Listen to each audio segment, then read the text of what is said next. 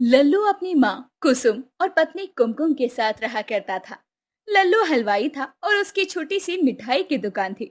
लल्लू इतना सीधा था कि कोई भी उसे कुछ कह दे तो वो उनकी बातों पर विश्वास कर लिया करता। एक रोज लल्लू अपनी दुकान पर बैठा होता है। तभी उसकी पड़ोसन कोमल का आना होता है। अरे लल्लू भाई, कैसे हैं आप? मैं तो बस यहाँ से गुजर रही थी तो मुझे आपके हाथों के बने लड्डू की खुशबू आने लगी, तो मैंने सोचा थोड़ी तारीफ तो बनती है लल्लू भाई साहब की। अरे भाभी आप भी। ये तो मेरे बाप दादा की विरासत में मिला उपहार है मेरे लिए। वैसे इसमें क्या क्या डाला है? लड्डू तो बड़े शानदार हैं। अरे ये लीजिए, खाकर बताइए कि कैसी बनी है। ये कहकर जैसे ही लड्डू की प्लेट लल्लू कोमल की तरफ बढ़ाता है, कोमल भी उन लड्डुओं में से एक या दो लड्डू नहीं बल्कि उसके हाथ से पांच छह लड्डू जितने भी उसके हाथों में आते हैं वो सारे उठा लेती है।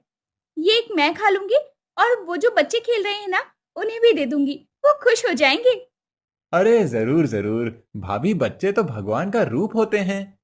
कोमल अब उन लड्डुओं को लेकर घर आ जाती है और खुद तो खाती है, साथ ही अपने पति और सास को भी खिलाती है। कितना मूर्ख है ये लल्लू, जितनी मिठाई बेचता नहीं है उतना तो ये लोगों में दो तीन तारीफ में ही बांट देता है। कोमल लड्डू खा रही होती है, तभी उसके घर कुमकुम का आना होता है। अरे कोमल बहन, ये लड्डू किस खुशी में खाए जा रहे हैं, वो भी अकेले अकेले? हाँ, वो ये लड्डू तो बस खाने का मन कर रहा था, तो बच्चों का मन था इसीलिए मैं ले आई। अच्छा, ये तो इनके हाथों के देसी घी के बने लड्डू हैं। वैसे सच बताऊं तो कोमल बहन, काम धंधा इतना मंदा चल रहा है कि कल भी राशन नहीं आ पाया था मेरे घर। अरे रे रे, गरीबी तो किसी दिन हम गरीबों को अपने बोझ तले मार ही डालेगी। कुमकुम अब घर आ जाती है।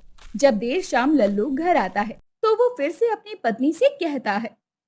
आज भी बस 50 रुपए का इंतजाम हुआ है और इतने कम पैसों में मैं राशन नहीं ला पाया। दिन ब दिन ग्राहक कम हो रहे हैं दुकान पर। मुनाफे से ज्यादा तो अब मुझे ऐसा लगने लगा है कि बस नुकसान हो रहा है।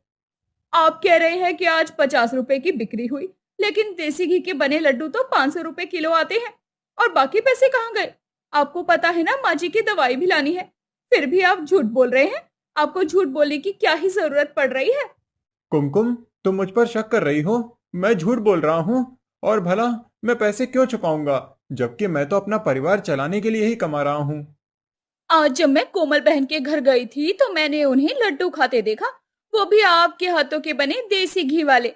और वो लड्डू कम से कम आधा किलो तो रहे ही होंगे। अच्छा, तो तुम उन लड्डुओं की बात कर रही हो।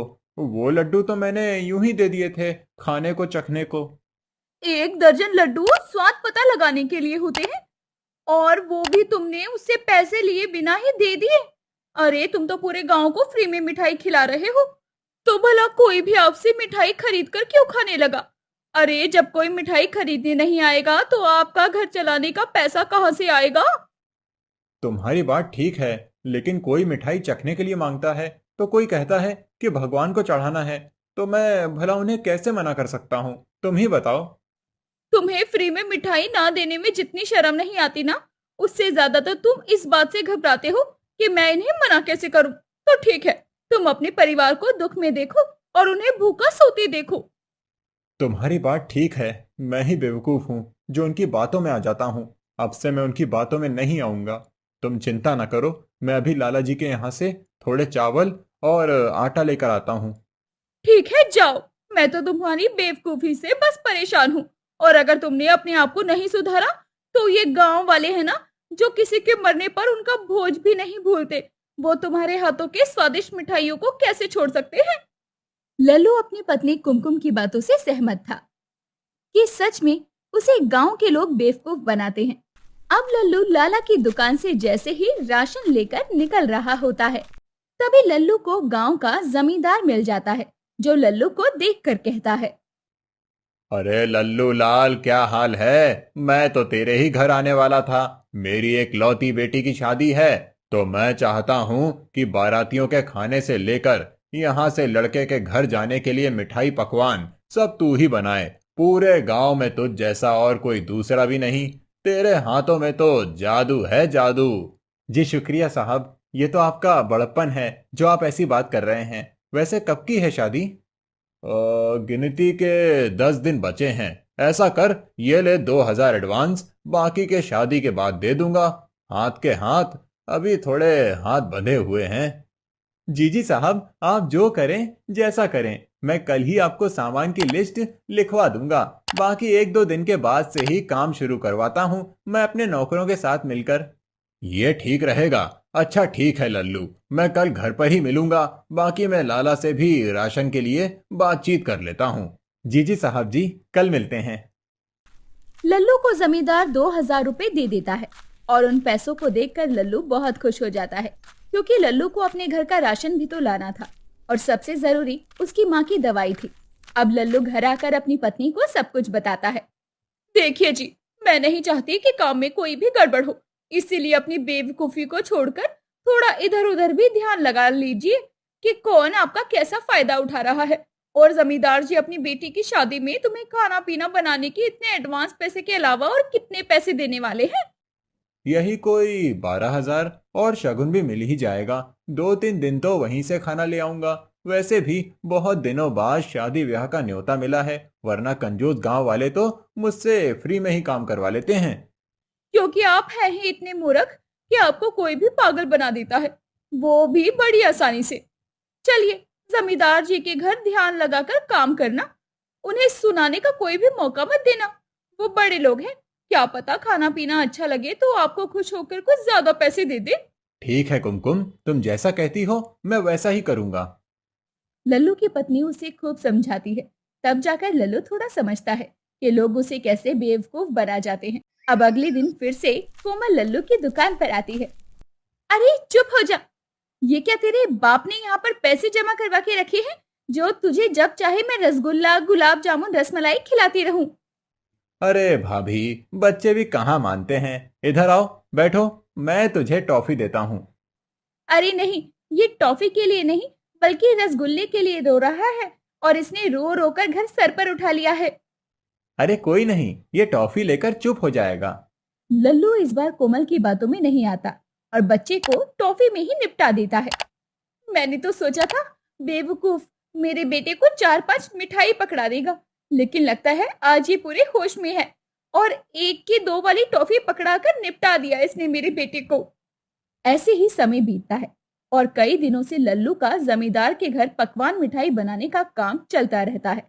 अब शादी वाले दिन लल्लू सुबह से ही जमींदार के यहाँ मिठाई पकवान और खाना पीना बनाने में लगा हुआ था। तभी वहाँ जमींदार आता है। लल्लू, खाना पीना ऐसा होना चाहिए कि लड़के वाले बस उंगलियां ही चाटते रह जाएं। साहब, चिंता करने की बात नहीं है, मैं पूरी कोशिश कर रहा हूँ कि खाना पीना सब एक नंबर हो। बस बस लल्लू, बाकी तो मुझे तुझ पर भरोसा है। तू काम हमेशा तारीफ करने वाले ही करता है। जी साहब, एक बार फिर से तारीफ करने के लिए बहुत बहुत शुक्रिया। लल्लू भी बड़ी मेहनत से अपने लोगों के साथ खाना पीना बनाने में लगा हुआ था। अब देर रात बारात दरवाजे पर आ चुकी थी और लल्लू खाना पीना परोसने में लगा हुआ था।